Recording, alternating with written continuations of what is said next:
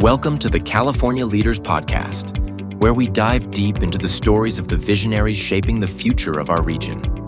Hosted by Christopher Luna. This podcast brings you conversations with the movers and shakers, driving innovation, leadership, and community impact across California. Whether you are an entrepreneur, a community leader, or simply someone passionate about making the difference, this podcast is your gateway to the insights and inspiration you need to lead and succeed. Get ready to get inspired by the leaders making waves in California and beyond. In this episode, we welcome Ron Frierson, Chairman, Member in Los Angeles County Economic Development Corporation Board of Governors. Ron lives in Los Angeles with his family. He furthered his education with graduate studies at Baker University in Kansas and attended Economic Development Institute at the University of Southern Mississippi. He continues to give back through service on Emporia State University's Board of Trustees and the Kremer School of Business Advisory Council. Ron Frierson is an accomplished economic development and corporate strategy executive whose career spans more than 2 decades across the public, private, and civic sectors. Since 2022, he has served as Director of Economic Development for the Western United States at Amazon, where he oversees a team responsible for multi-state investment strategy, site selection, and community partnership initiatives over multiple business lines across Alaska, Washington, Oregon, California, Arizona, and Hawaii.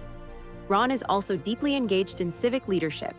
He serves on the boards of the Southern California Leadership Council, Urban Land Institute, Los Angeles Regional Food Bank, and the International Economic Development Council.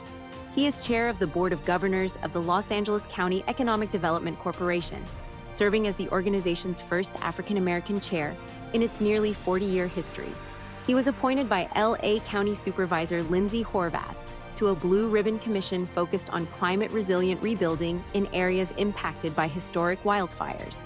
He has been honored by the National Urban League with the 2024 Visionary Award, recognized by the Los Angeles Business Journal as one of the LA County's 500 most influential people, and listed as a leader of influence, nonprofit, and philanthropy. Please welcome Ron Frierson. Ron, welcome to California Leaders. Thank you for being here. Chris, thank you, my friend. Thank you for having me. Yeah, I mean, you've built such an incredible career. I'm a huge fan of yours, big follower from public service, corporate strategy, servant leadership. You've done so much in your time in your career, and like I said, I look up to you quite a bit. So I really do appreciate you being here. Oh, with my height, that means literally as well, right? Look up to you. Yeah, exactly. Thank you so much. That's so kind because you have such an excellent reputation yourself, and the work you've done with the chamber and with your podcast. It's an amazing success. I've seen some of the other guests you've had. I'm just honored to be here to speak with you today as well. Thank you. I mean, when we first met, it was probably at some event after, we attend so many, but I remember going to an event with the Chargers. And I was walking past you and I saw you having lunch. I'm like, Ron, come on, let's go. So that was a good time too. We've run into each other so frequently that I can't remember the first time it happened. I know that every time I see you, you're always so gracious. You will stop and say hello and shake my hand. And we recently walked into an event in Gensler together. I think that was the first for us to actually leave the parking structure and walk down a Los Angeles downtown city streets into a venue together and just kind of talk to each other. So again, all of the respect is mutual, and I'm happy to be here. I've been around for a while. That's why I have all this premature gray hair. So, well, I mean, what amazed me about you is really your leadership style. I've heard you speak at a few events, and you really capture the audience, and you really know how to connect well. And you have such a strong background, but it always comes down to your upbringing. I'm always curious to know exactly how you became the person you are, and what kind of got you involved in so much that you do today. I mean, if you don't mind just telling us a little bit about your background and your upbringing. Sure. I am the result of praying family and parents who loved me. My parents had me at a young age. They're still married to this day. They've been married for 53 years. And Ron and Georgette Frierson, I'm junior. My son is the third. And so I have a very strong family network. my parents, my grandparents, very close. My best friend in life was my paternal grandmother, my brother and sister. I'm the oldest of three. My sister aunt, which is my Aunt Cheryl, who's my dad's youngest sister. Remember, I said they had me at a young age. And so my dad's youngest sister grew up like my big sister, and she still is to this day. And then my big brother, who's my dad's only brother, my Uncle Bruce. So my Aunt Cheryl and Uncle Bruce, my Grandma Grace, just my entire family, we were very close-knit. I'm a Michigan guy, born and raised in Michigan, Saginaw, Michigan, an industrial town. And I remember as a kid, we had an amazing time coming up. When you are very young, you don't know if you are lacking financially. And I always had two parents, and I always had two parents working, but that was somewhat rare in my neighborhood. And so with that, we saw kind of all sides and both sides. I remember my brother and I would have to come in the house when the street lights came on, and all my friends would still be outside playing, and we couldn't stand my dad. That was everyone's rule, though. But that was our curfew. Exactly. You had to go. But I have friends that were still able to play outside, and so we would hear them outside playing. We would hear the basketball bouncing and things of that sort, and my brother and I would be so upset with my dad. And my dad would be like, they wish they had someone to call them in the house. And we never understood it until later. And so, I'm just so blessed. And my grandparents, my paternal grandfather, he passed away in 2010. He was at every one of my basketball games from elementary school clear up to high school, just all the way there. And that's just... What do your parents do, if you don't? So my dad is a pastor of a church, New Covenant Christian Center in Saginaw, Michigan. But when I was growing up, in my early days, he was working for General Motors. Like most of the men where I come from, my grandfather worked at General Motors. And so the automotive industry and that heavy manufacturing is really a part of who we are, which also I think I can kind of give credit to in my work ethic. I remember my dad getting up very early in the morning. Never calling in sick. And my grandfather, who worked second shift a lot of times, that means he would go to work in the afternoon. And so he would be to work from, like, say, 3 or 4 in the afternoon until 11 or 12 o'clock at night. And that's why he was able to go to my elementary school basketball games on Saturday mornings, because he didn't have to go to work until so it was just something. But work ethic was really, really big in my house. We all had chores, my brother, sister, and I. After we had a huge yard, in the Midwest, we had a huge yard, and we had a push mower. Yeah. And I remember, like, I would see commercials with, other families and people with ride mowers. And then I started to think, I was like, you know what, maybe that's why my brother and I grew to be such athletes and so big and strong, because Dad had a grand plan. I would love to think that's the case. And so after we would do the mow the lawn and things, then we would go to my grandparents' house, do the same thing. Granddad would help us, but we'd do their lawn. And then my grandparents had a couple of rental properties. Then we would go and cut the grass at the rental property. So essentially, my brother and I were a lawn service growing up. But I think back, and, when you're in it, you don't really think about things. But when you're young, I'm 53 now. So when I think back, I think about all of these little things that kind of attribute to my work ethic. And I've always said, in whatever role I'm in, one thing I can almost guarantee that is that it's going to be hard to outwork me, period. And I take that with me to whatever role I'm in.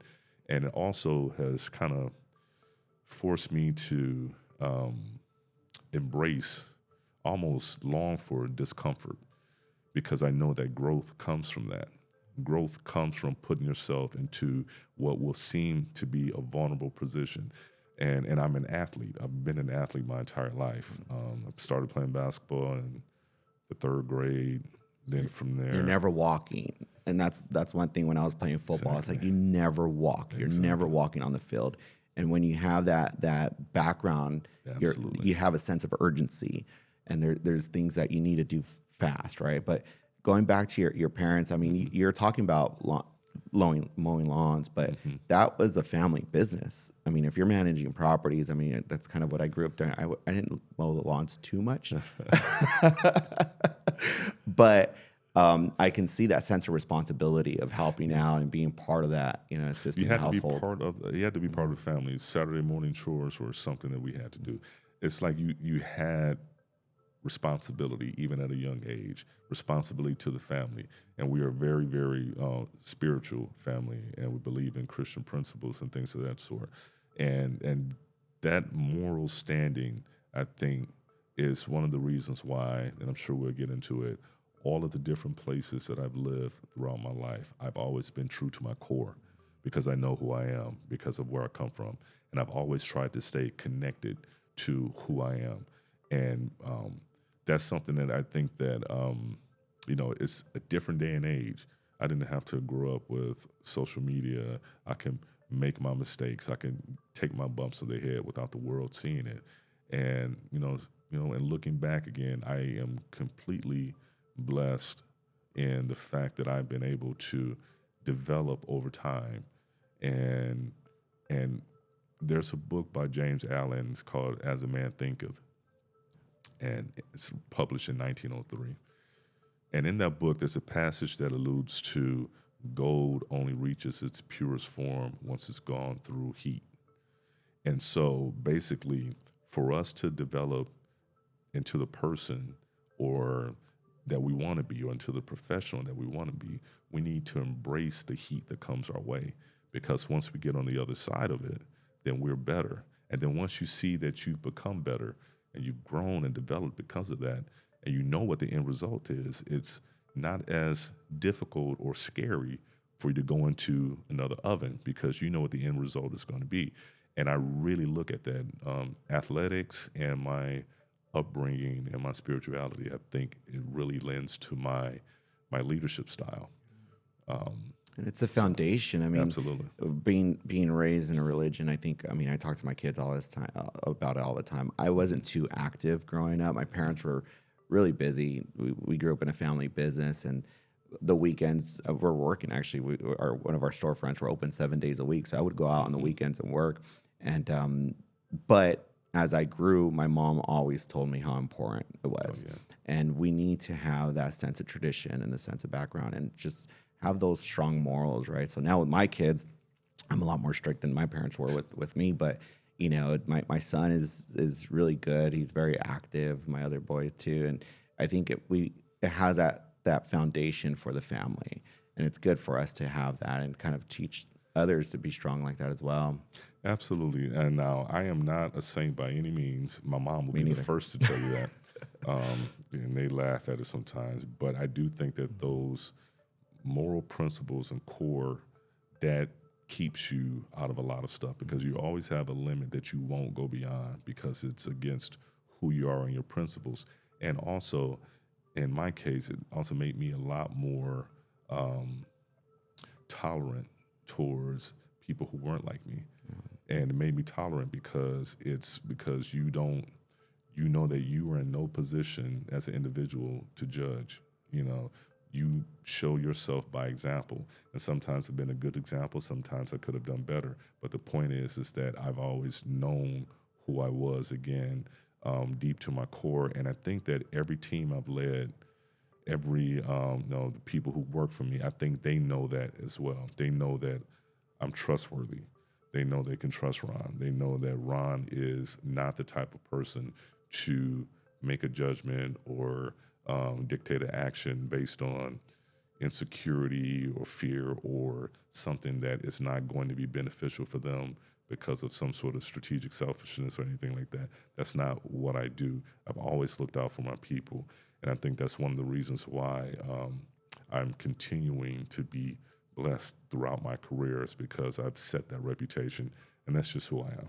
Yeah, I'm sure your dad was a pretty strong leader as well. I mean, by the sounds of it, being a pastor, you have to be able to motivate and inspire everyone, right? So I don't want to go past your parents a little bit, because you mentioned that they've been together for 54 years, married. 53. 53 Oh, they've been years. together for longer. They've been together probably 55 years. Wow. Yeah, I know it's an anomaly. Well, my parents, we celebrated their 50-year anniversary 3 years ago, so they're right That's around amazing. the same. It's amazing. And again, just having that strong foundation, that strong family, that strong upbringing, really helps carry us in our leadership roles. And I think that's when I met you, I felt something from you.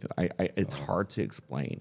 And if I always tell them, it's like if we can write a book about it, but it's hard to explain these interactions, and you can really just tell the type of person you are and how authentic you are and humble you are. When I met you, I'm not anyone important, but you've always treated me so graciously, and that's what I really attach myself to. It's like, wow, like someone like you has had this incredible career would pay attention, would come here and sit down with me, and I think that really shows your leadership style and who you are. Well, thank you, my friend Christopher. You're far too kind, and I have to disagree with what you said. You are important. Everyone is. And that's the one thing that I want to – I'm an athlete. I'm a team guy. So this is the best analogy I can use for that, and I've used it within my teams as well. Steph Curry, Golden State Warriors, everyone listen. He shoots a shot from the corner, hits a corner three. He's going to get the praise for that corner three. But someone had to get a rebound. Someone had to dribble it up the court. Someone had to set a pick so he can get open in the corner. It's a team effort. So the spotlight or something may be on someone, but no one's role within making us productive, it should be minimized. It's all important, and we're all connected, okay? And also, if you think about it, there's so many people that are in, like, positions of leadership, but you can't be a subject matter expert on everything. So you have to depend on your team. And that's where the trust comes in. My team member knows that my team member who may be a subject matter on X, he knows and trusts me. And I have to reciprocate that same sort of trust towards him so that he can feed me the information so I can articulate that in a way to make proper strategic decisions and things of that sort. Everyone is important. And I look at the same way and throughout life. It's kind of known. It's not. I don't even like to talk about it because sometimes it seems as if it's hokey or if it's purposeful. But it's part of the way I was raised as well. My great grandmother, she was a domestic worker, and she, moved to Michigan from the South, and she, her parents were biracial. She had Irish blood and African American. But when she came to Michigan, she worked as a domestic worker for, wealthier white families. And she would listen to them, and she learned how to invest in real estate. So this woman with a very limited education, I want to say elementary school education, ended up owning multiple properties back in Michigan to a point where she sent for her family down the South to move up and got them all places to stay. As a matter of fact, the first house, I told you how young my parents were when they had me. The first house that we lived in was a house that was gifted to us by my great-grandmother. Wow. Yeah, so, and this was a domestic worker. We have so many hardworking people here in the country. Mm-hmm. There's so many other Elizabeth Woods that are walking around this city. And I could think to myself, what if my great-grandmother during that time, if she was looked down upon for whatever reason, whether it's because she's a domestic worker, cleaning toilets, not knowing that eventually she's doing something that's going to benefit all of us, and she's raising a family that's going to be. So I do not take someone's station in life as some sort of conviction or judgment on to measure myself. It's just not the way my mind works.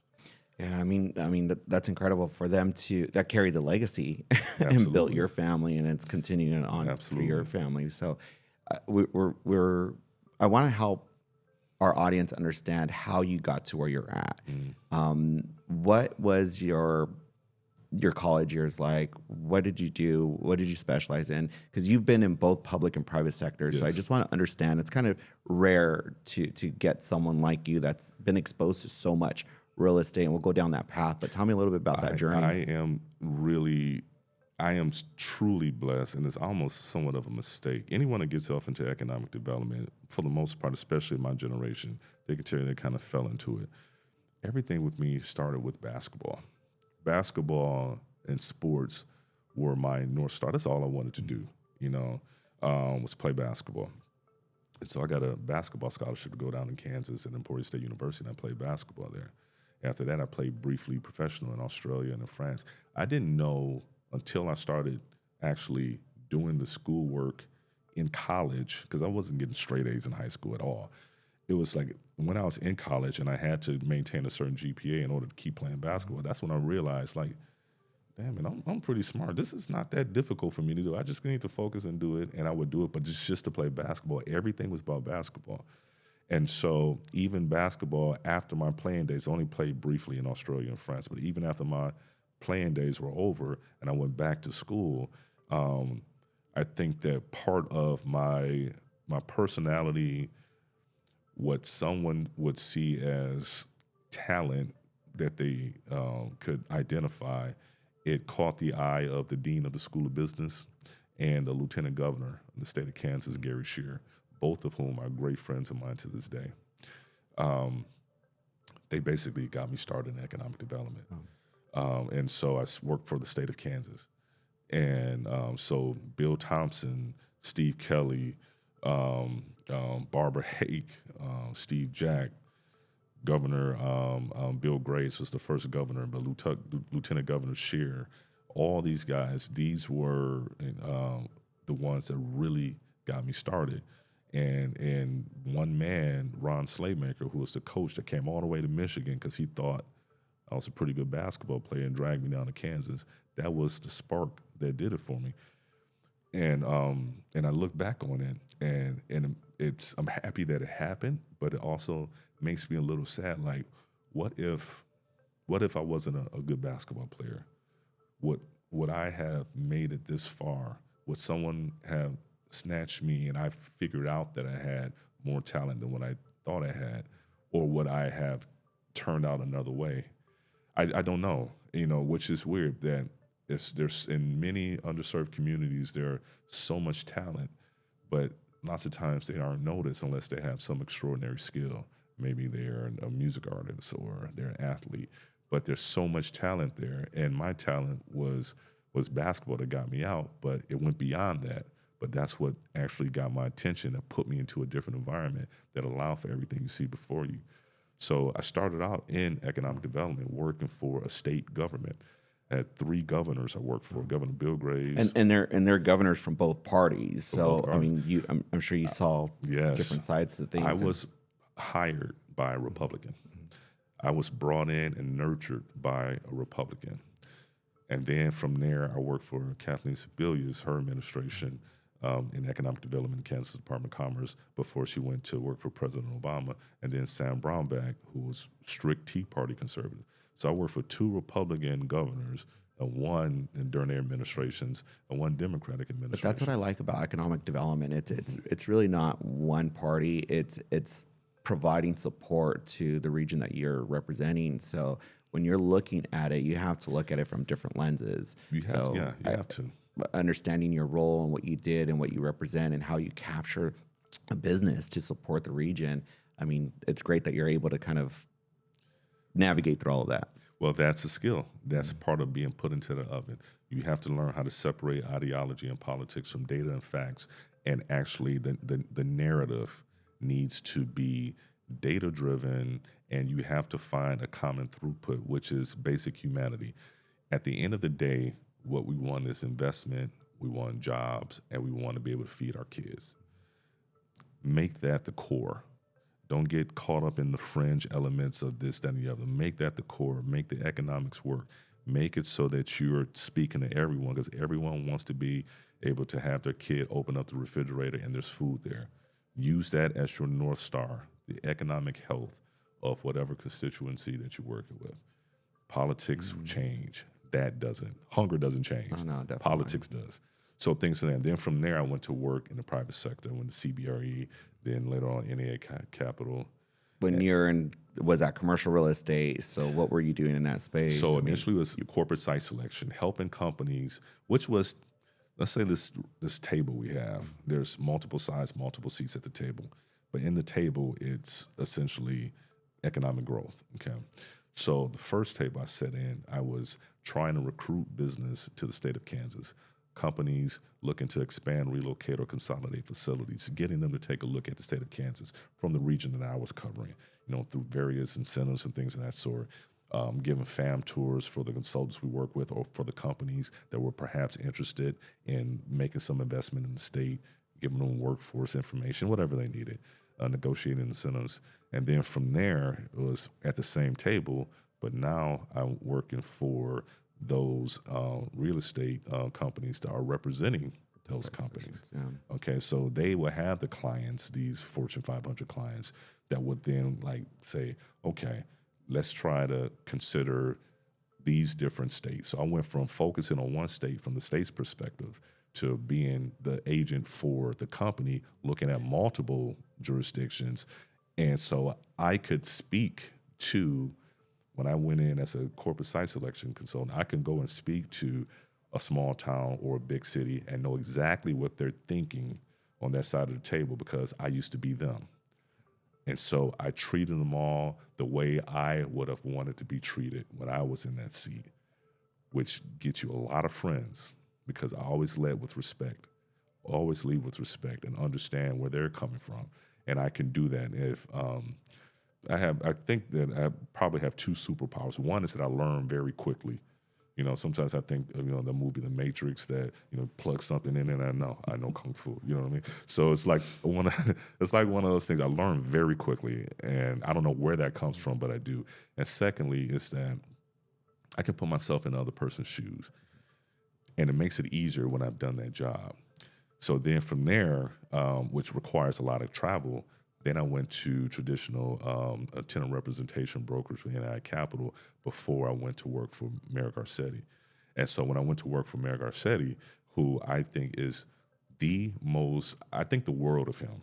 He knows, I think the world of him. And that gave me a chance, number one, to sleep in the same bed every night instead of traveling around doing corporate site selection. And I got to really learn the city that I love. And I got to watch him. But how did you get to Eric Garcetti? What brought you to California and LA in particular? They got me there. I was doing little talks from town, and they got me. And there was a role for the director of the of economic policy. And I think that what made me special for that role was my broad sort of knowledge that I can go layers deep into multiple industry sectors. Because when I was on the private sector side, and even with the state, I know way more than anyone needs to know about protein manufacturing and food production, way more than most people need to know about data centers, way more than most people need to know about corporate headcount and what they need. And during the time, it's changed now. But at the time, you would need roughly 120 square feet per person, depending on it, for office space. I just know way too much about multiple industry sectors, garment, district, all this stuff.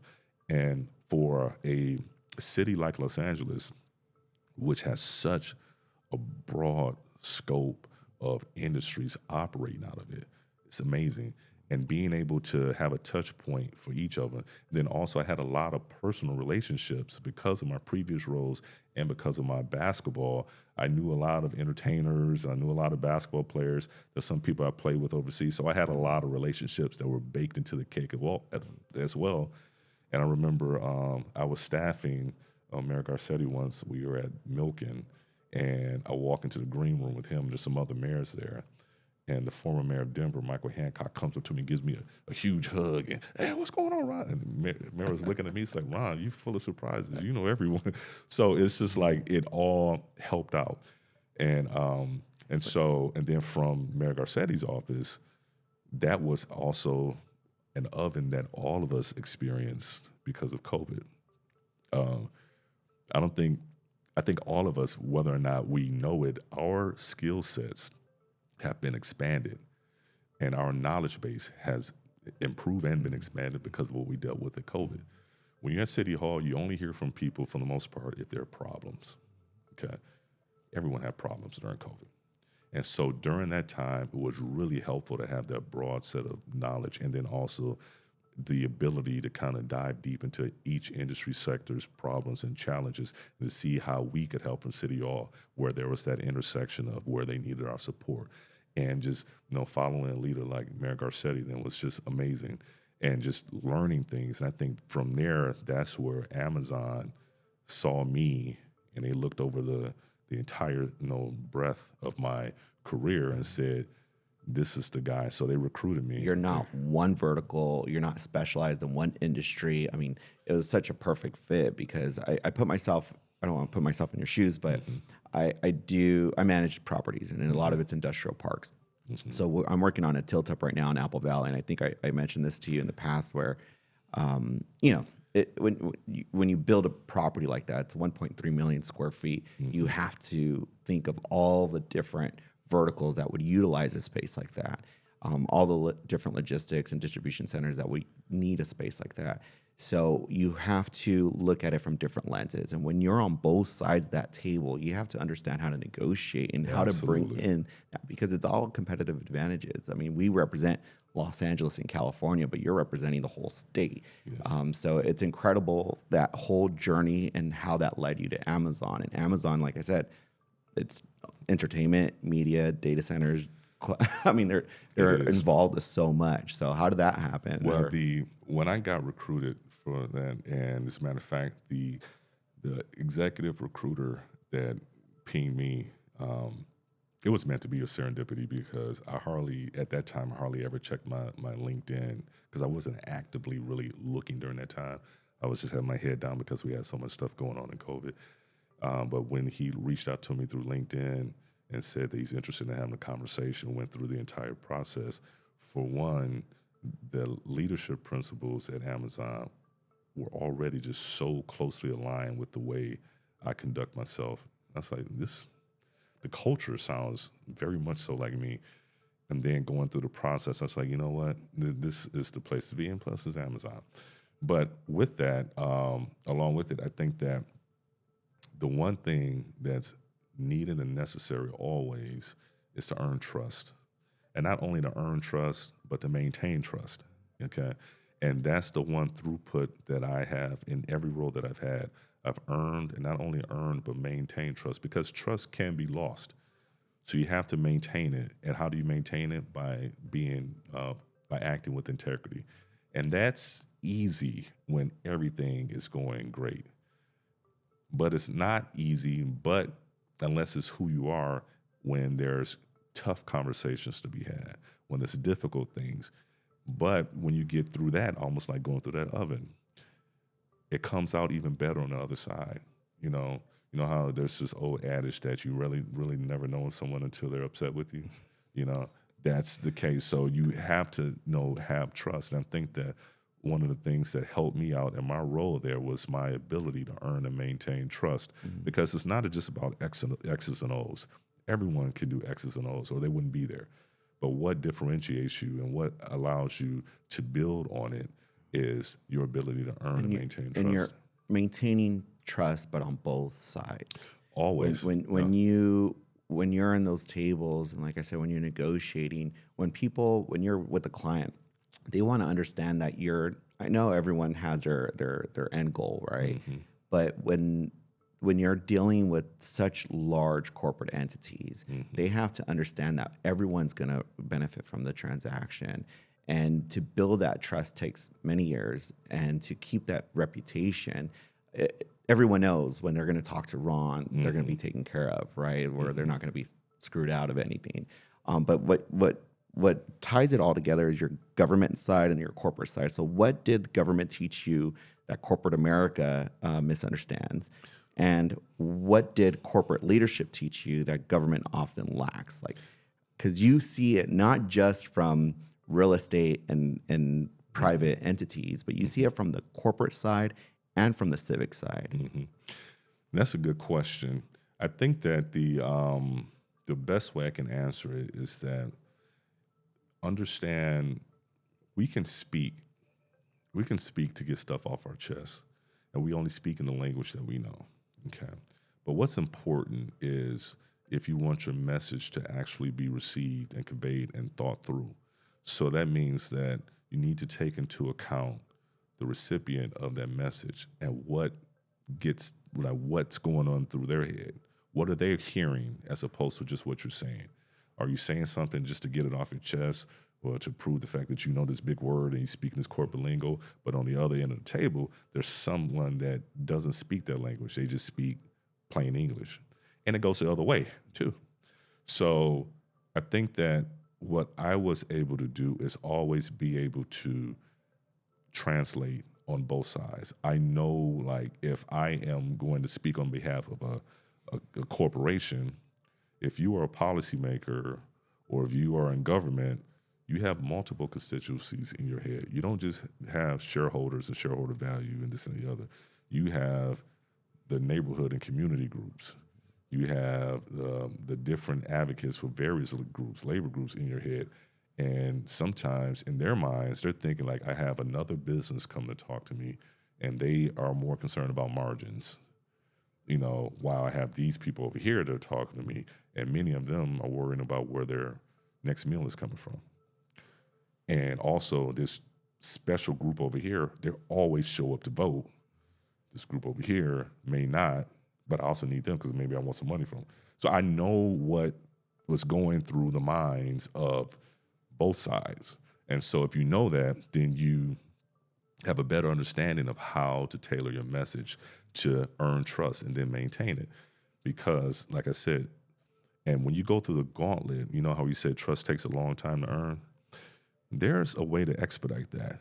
And it's hard times and crises. One really, really quick, I have the trust of Gucci, okay? Their former CEO, Marco, and Gucci wanted to do their 100-year anniversary in Hollywood, okay? But we, in our city's infinite wisdom, we didn't want to allow them to close down both sides of the sidewalk of Hollywood Boulevard. They said we don't even do it for our homegrown shows like the Grammys or Oscars or whatever. And I remember saying, no, we're going to make this happen because we're just opening up from COVID.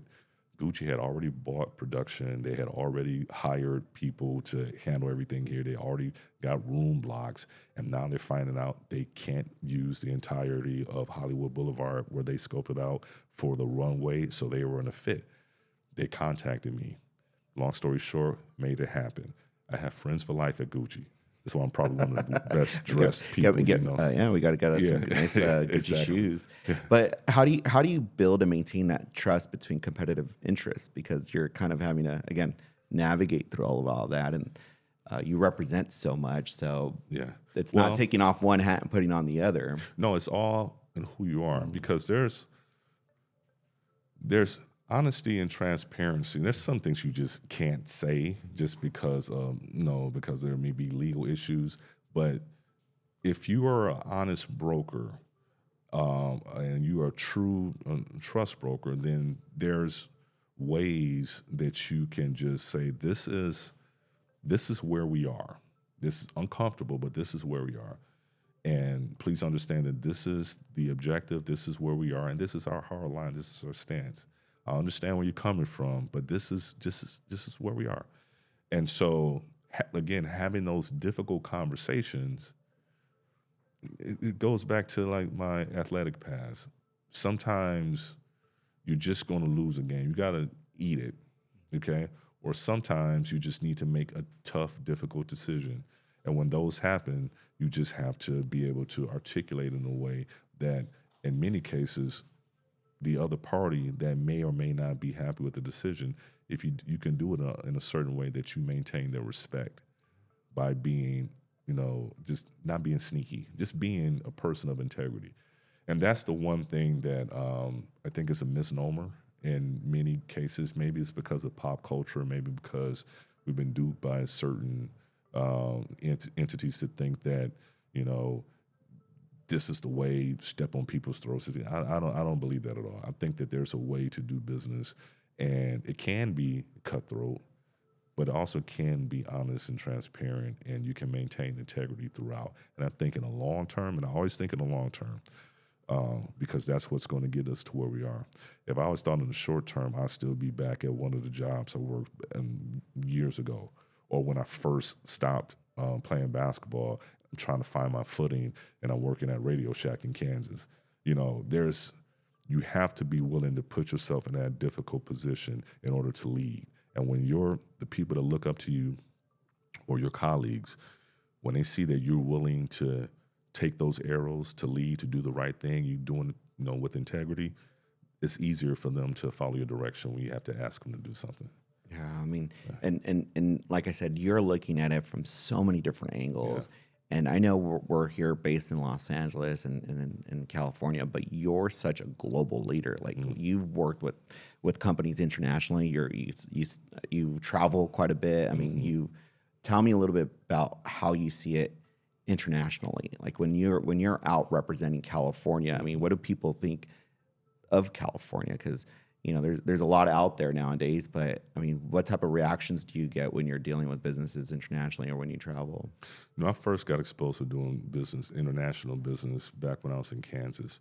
And one thing about the state of Kansas, and I still have such strong relationships there, is that it fed into what I told you at first about me and the work ethic. When you're over those quote unquote flyover states, they work for what they get. They're not perceived from the outside as the most attractive place at first, or for another analogy, the prettiest girl at school. They're going to have to put makeup on. So they have the most aggressive incentive programs. They go out and get it. They go and pursue these international deals and things of that sort. I remember working with Kubota Tractor, which is a Japanese company, and I helped them in Kansas. This is one of the projects I worked.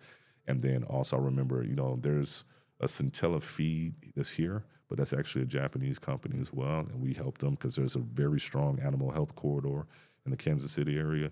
So I first got exposed to it, and then my time living international, when I was in Australia, I was in Perth, Australia, and I was in Tour France, and those places, and me being familiar with those things, that helped me out here. When I was working in Mayor Garcetti's office, lots of times the international trade division, if there was a delegation coming in from Korea or from Vietnam, they would have me come in and speak to them as well because I'm very familiar with these different cultures. And so there's a throughput in that as well. When we talk about California is a special place because of all of our upside. And this is one of the places you can go and truly reinvent yourself, me included. People look at this as the place where dreams can come true. This is, and in some cases, it can be a dream factory. This is where it comes with your creative, and it's just a diversity. We have so much going on here in the state of California that is amazing. And so that in and of itself gives us an opportunity that other places and jurisdictions wish they had.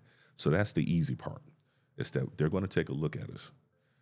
The more difficult and challenging part is how are we going to allow ourselves to live up to the dream that they thought we were once they get here. Then once they see who we are, how are we going to get them to want to come back? Because part of our strength lies in our diversity. That's part of our strength. And then also one of the things that is quasi-critical I have about Los Angeles, as much as I love this place and this is home, my firstborn child is, my firstborn Angelino is first one of my bloodline here. We're too fragmented. We're way too fragmented. And I can see that coming from where I'm from. I'm from different places, so I can come here and still have a little bit of a macro kind of bird's eye view. We're way too fragmented. LA is stronger together. Right now, we basically have two common watering holes. We have the Lakers and the Dodgers for the most part. Those are where we all come together. Other than that, it's all of these competing, fighting interests. And I think that part of what you're doing with your podcast is that you're opening up an avenue for all of us to come together, not just here in Los Angeles, but statewide when you travel as well. abroad and you're talking about the Lakers and the Dodgers, but it's the Angels and the Clippers as well. Yeah. And Southern California and LA regionally, and leading up to your board chair with LAEDC, you guys represent the 88 cities. 88 cities. There's so much here. And LA is so big where it is separated a little bit, but California is such an important state to our country.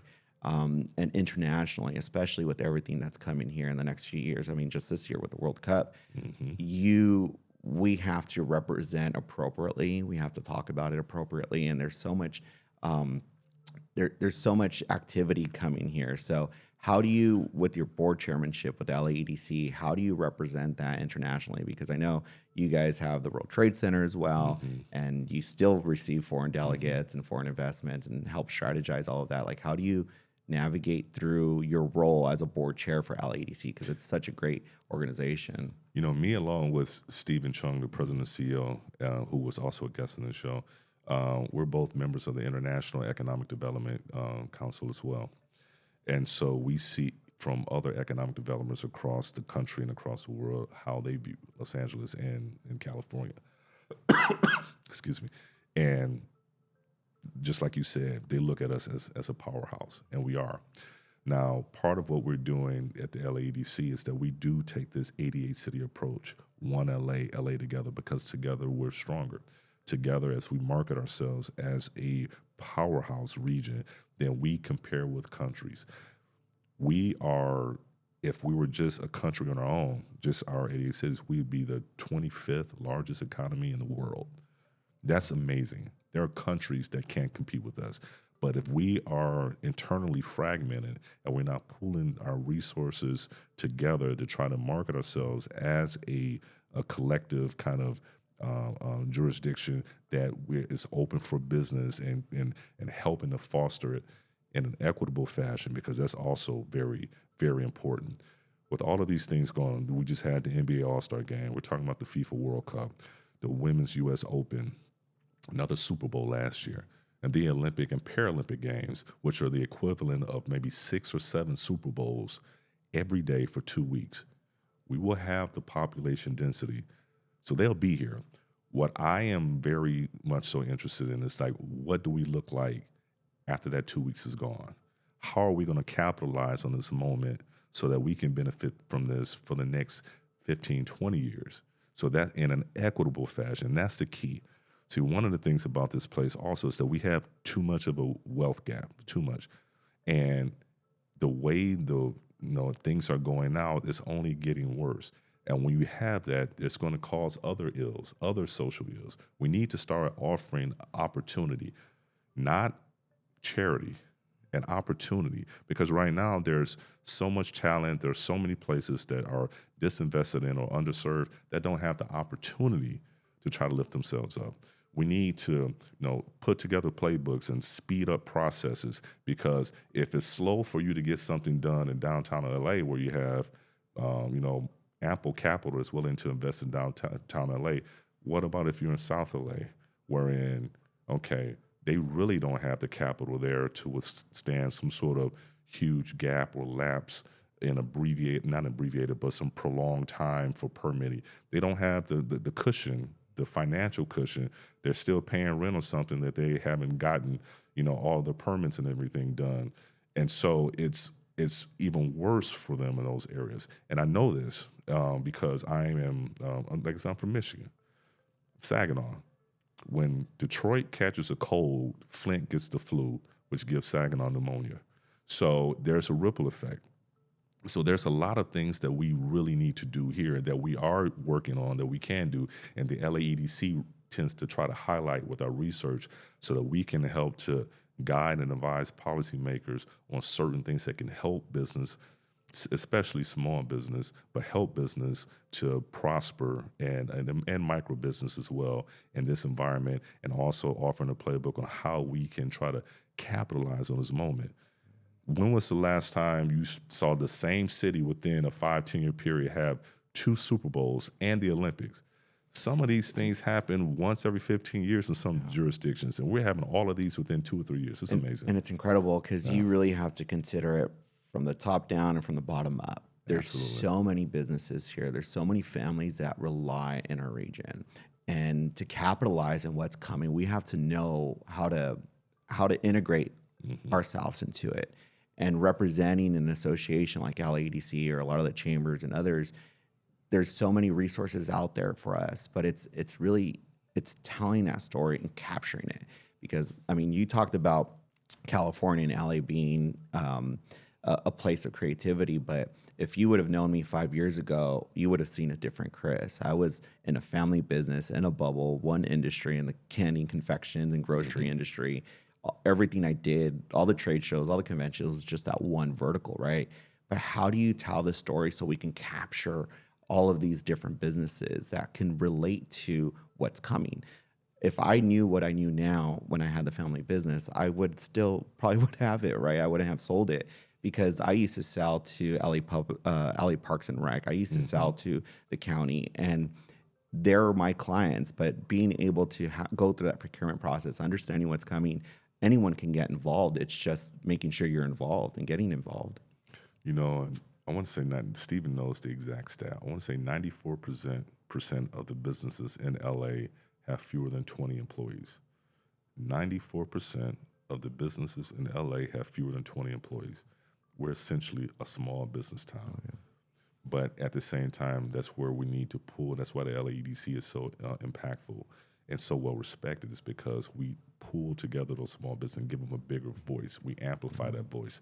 That one small business by themselves may not be able to effectuate real change or something that's going to impact them, but we are able to do it when they join the collective of the LAEDC, and I'm so proud of that. And one of the things that really drives and motivates me on that front is the fact that I know that it's personal for me when I think about small business owners. You know, my family, the church is a small business. My brother, God bless his soul, he was a barber. You know, and just thinking about like how important and how much pride you have as a small business owner. Yeah. And when you worked with Amazon, you represent the small business community. I mean, there's a lot of businesses that rely on platforms like Amazon, right? So we look at these large corporations, but these large corporations trickle down. If you look at all the refineries, if you look at all the garment district, there are all these industries in total. There's whole ecosystems that rely on those big businesses. So when you have a seat at the table as board chair at LAEDC, you speak for a lot of us, right? So, and having someone like you that can really look at it from every angle, not just both sides, it's really important. What's next? I mean, I know you're doing so much and you're involved in so many great organizations, but how do you inspire other people to lead the way you did? How do you, incorporate what's coming? Like, give us, if I'm a student right now going through college and working on my degrees, like how do you get us involved? I thoroughly enjoyed my time at Amazon. And you're right, like over 60% of the items sold in the Amazon stores come from small independent sellers, which is huge. And it also helps some businesses stay in business during COVID when people weren't walking around, you weren't getting sidewalk traffic. So I really appreciate that time. And even with that, that's also one of those things, just like my time at NAI, just like my time in the mayor's office and with CB and with the governors, it all is molding and shaping me into who I'm going to be. That's what it is. So when I say what's next, it's going to be something that's going to be impactful and exciting, and that's going to be the right thing for me because I'm continually evolving. But my leadership core is what it is, but refining it is always going to be a work in progress. And that's one of the fun things that I really enjoy about my work, is because, and it's partly of who I am. Like I said, I represent a lot of people. I represent my family. I represent, Jen in London and little Ronnie, and I represent my parents back home. I represent my brother who passed away in 2020 within a week of my first child being born. I mean, I think about it all the time. So this is real for me. This is your younger brother. You're the oldest. I'm the younger. Yes, he's my only brother. He's my younger brother and my only brother. He passed away in 2020. He passed away of a drug overdose. And so this all is part of me, remembering his legacy and what he meant to me and to our family as well. To me, everything is interconnected. And that's also one of those things that kind of forces empathy with me, because I look at people, I won't say differently, because I'm sure there's a lot of other people that look at the basic value of humanity the same way that I do. I don't pretend to be the only one, but I may be one of the few that am outward with it. And so so I have my own take on like some of the homelessness issues here in the city that I think that we really need to fix, make some hard choices, but it needs to be fixed. I think that there's a way to manage certain things that we can improve on, but I'm sure I'm not the only one, and I know there's excellent people at City Hall and beyond that are continuing to work on this every day, and that's why I'm always here to support whenever they ask me. And I don't want to get too personal, but you mentioned something really big there. Yeah. How do you? I mean, I look at my boys, right? I mean, they're two boys and my daughter, so I have 3 kids. I'm the youngest of 6, and I can't imagine losing a sibling. I still have. I mean, we're all here, and my parents are here, and we're all very blessed. But I do have close family members that went through issues, and actually, I have one of my neighbors passed overdose. I have a cousin that overdosed. So I can't imagine having someone closer to me like a sibling. But when you're talking about impact and what you do and how that incorporates who you are and how you give back, how do we help that community? Because one thing that struck me when you're talking at an event, my goodness, I forget, Creative Collective with the LAEDC, you guys did an event at Gensler when we were talking. And you're talking about the homeless issue, and you're talking like, look, everyone has a story, and you don't know what their background is. And I think you really engage well with the audience because I think a lot of us can relate to that. But what do you feel is the appropriate way to go about it here in Los Angeles? I think that human first, understand you're dealing with humans. And whenever we speak of the unhoused population, we speak about them as if they are not humans that need help. And each of those people have a story behind them. Almost, I would dare to say that many of those people that are on these streets now at one point were being held by a mom with dreams for their child of what they were going to be one day. And that's not it, okay? So remember that when you deal with them, because it's whenever you deal and think about people as a little subhuman, especially as a minority, I can say this, then it's easier to dismiss them or to have a certain kind of nonchalant or dehumanize them in certain ways, okay? And what I do, my North Star, I don't want to like turn into Oprah here, but because she's trying to pull it out of me, but my brother was my first best friend. And I know what he went through in battling his addiction. And I think about him all the time. So with that, it's like one of those things that I can't look at one of those people out there and not think about, Damon came from a good family. His brother's a corporate executive, and he's on the street. Each of these people have a story as well. Yeah. And like I said, I can't imagine going through that, but I think that when you represent a community like that and you talk on their behalf, it's unfortunate because they get taken advantage of. And it's not just how people react with people going through those situations, but there needs to be a strong support system. And it's unfortunate because they look at it like dollar signs. And I think that there's a whole economy that's behind the scenes that are working and taking advantage of what's going on. But when people are in that space, I think they do have to just bring it down to that level where it's very personal. And absolutely.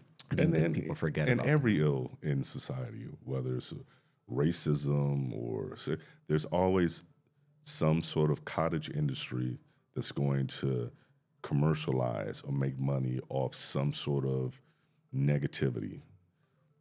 I think that the key is for those that think positively and really want to make impact and change, speak up and actually do something about it. And I think that in the wealthiest country in the world, we have our scars, we have a history, and but face it, go through that oven of making the difficult choices that will bring us better on the other side of it so that we can kind of fix some of these ills. Now, there will always be poor among us. Even the Bible says that. There will always be that. But when there's a lack of opportunity for you to even, some people like to say, pull yourself up by the bootstraps. Well, what if you don't have boots? So give people the opportunity to better themselves. And that's one thing I love about our noble business in economic development. Economic development at its core is driving investment, creating jobs so people can feed themselves and their family. That's everything. Everything that's complex is a series of simple things. So I love the simplicity of what economic development is. It's trying to drive investment to create jobs so people can feed themselves. And we need to spread that to as many communities and find economic development drivers so the people within these communities can do just that, so they can grow, invest, and feed themselves and have jobs. Yeah, and it requires the right policies, though, to support the absolutely. business community. What happens is there's a lot of bottlenecks. There's a lot of issues that business owners have when they're trying to just support their families and the lives of others. When I had the family business, I mean, we had a ton of employees. My payroll was so high, but we just had issue after issue. And I think that's, as business owners, we come across these cities that are so complex. And I think, like you said, we just need to simplify it, make it easy for the business community to support, because it's a domino effect. When you have 50 employees, everyone's relying on this, and there's small economies relying, not just the employees, there's the vendors and all your partners that rely on this. So when you have a business leave the state or leave the city, it comes down to policy too. So you bring, again, such big vision from so many different angles. And it's rare to have someone like you, because a lot of people are so specific into whatever issue it is, whether it's healthcare, whether it's, tourism or whatever it is. But you look at it from so many different angles. And I think that's what makes you so unique, and how you lead too, because a lot of people want to make sure that they follow the path on such great leaders like you. And it's incredible. And if you're to give advice to someone, again, going through their college years right now, I mean, you can't give them that experience, right? The family and the parents and the love that you have and all that support, that's hard to give. And that plays a big role into who you are. But what are some things that you can help say, like, look into this, or these are some leadership traits that you have to learn or to be a part of? Like, I mean, when you groom your team and when you recruit people to work for you, what are some of those characteristics that you look for? You have to have a decent jump shot. I'm joking. I would say that mentoring. Have a strong mentor. I have my dad. I have my mom. I have Lamar Reed. I have Robert Criff. I have Louis Corey. I have Bob Barter. I have my mentors, and I'm sure I missed a couple of them that I speak with, and kind of tell me certain things from their perspective. And also, I would say that things tend to happen when you work hard.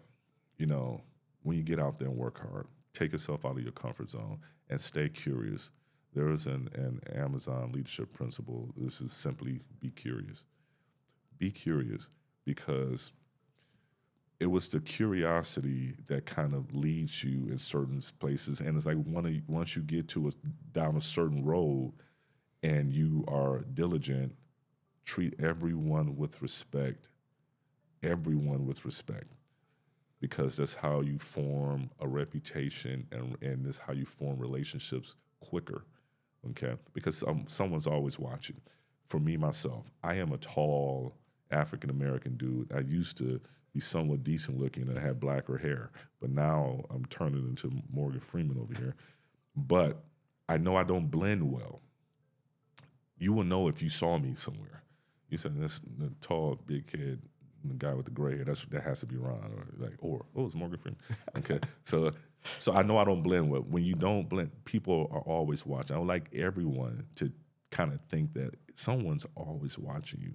And I remember when I first started as me playing basketball. When I started getting good at basketball, I would be somewhere and someone would say, I saw you there I didn't know they saw me there because people started to notice me. Then the fact that I'm a preacher's son. My dad's a pastor. You see the preacher's son somewhere, then you know that somebody's watching you. So I've always been aware that I don't blend or someone's always watching me, so conduct yourself accordingly. And along with that, that just becomes who you are.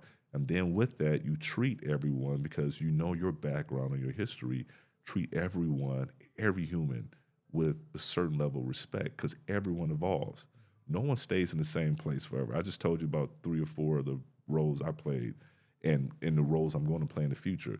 Everyone evolves. Nothing stays the same.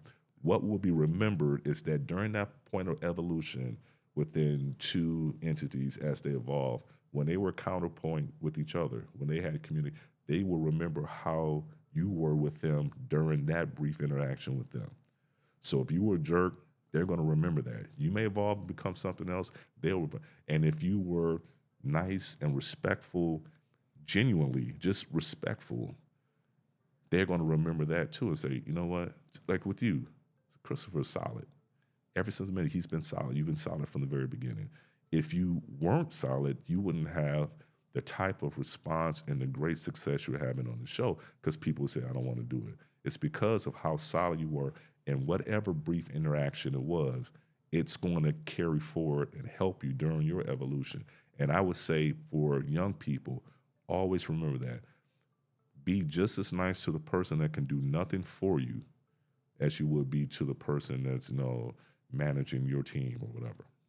Without a doubt. I mean, I always say in retail, it doesn't matter what position you have, where you work, every interaction is some interaction. You never know who you're talking to. Exactly. And I'm not so calculated when it comes to that. It's just how we're brought up. Exactly. Right?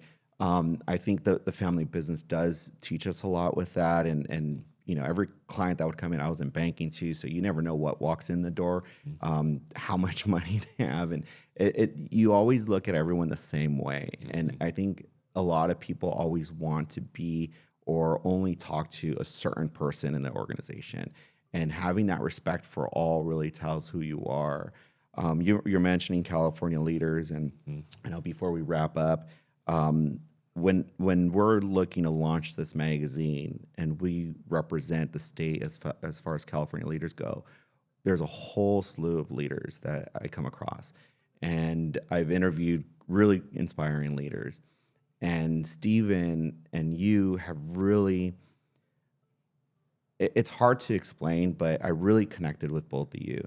And your backgrounds, the way you guys see things, what you represent for the community, I'm like, these are the perfect to launch this platform and launch this magazine, because like I said, you guys are really strong and inspiring leaders.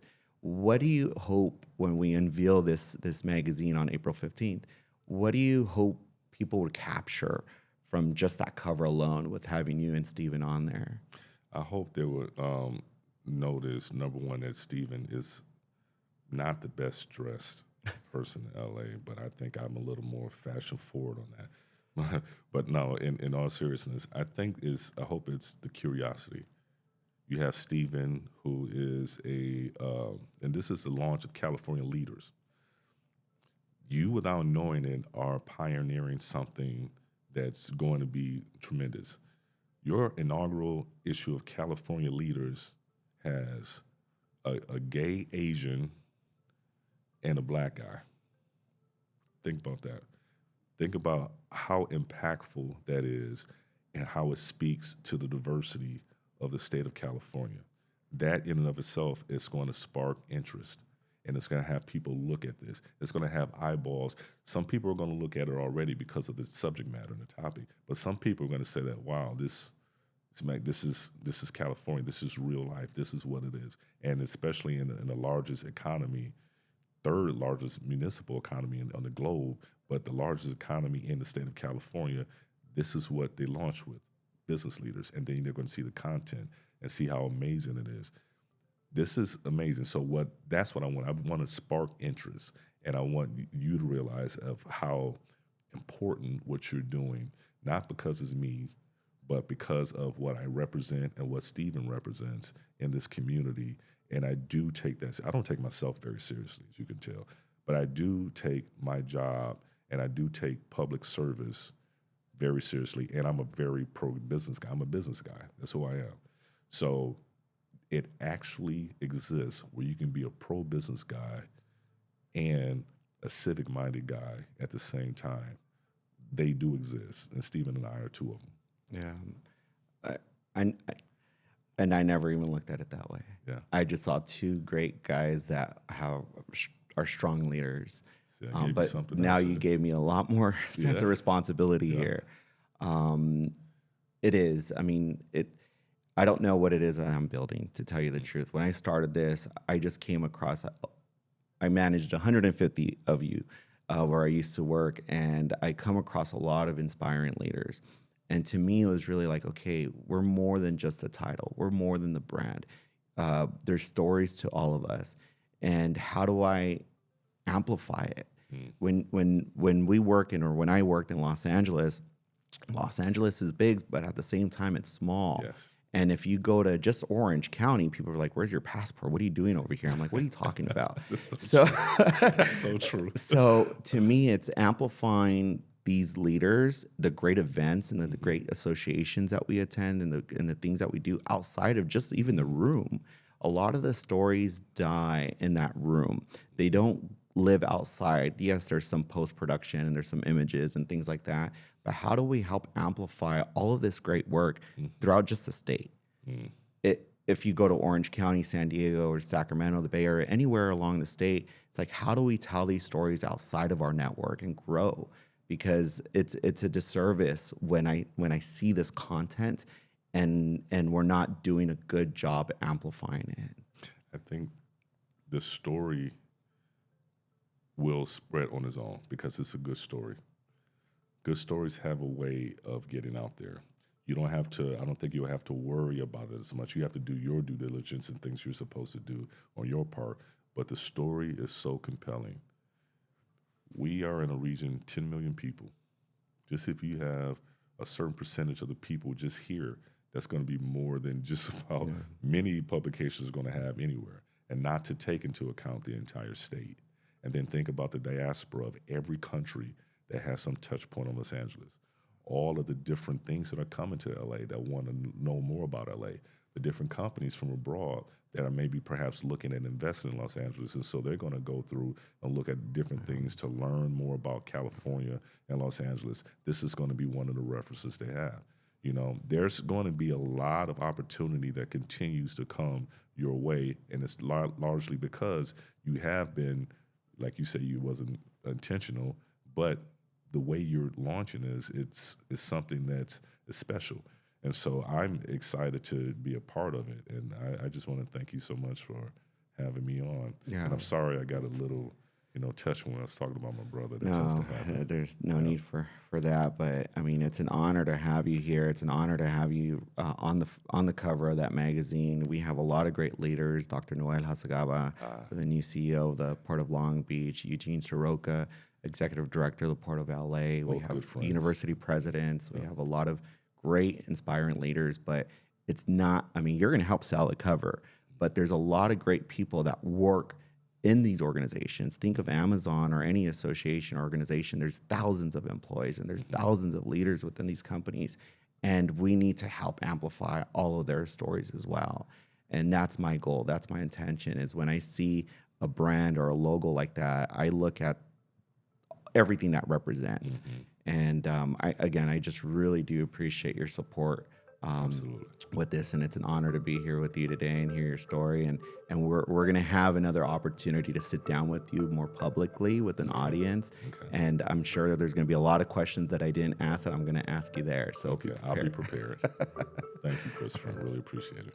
Thank you again, and thank you for joining us again for California Leaders. Look forward to the next one.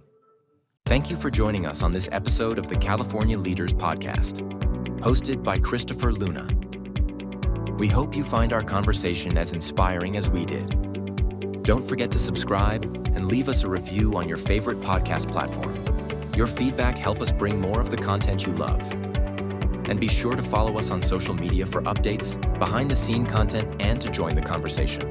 Until next time, keep leading, keep innovating, and keep making a difference.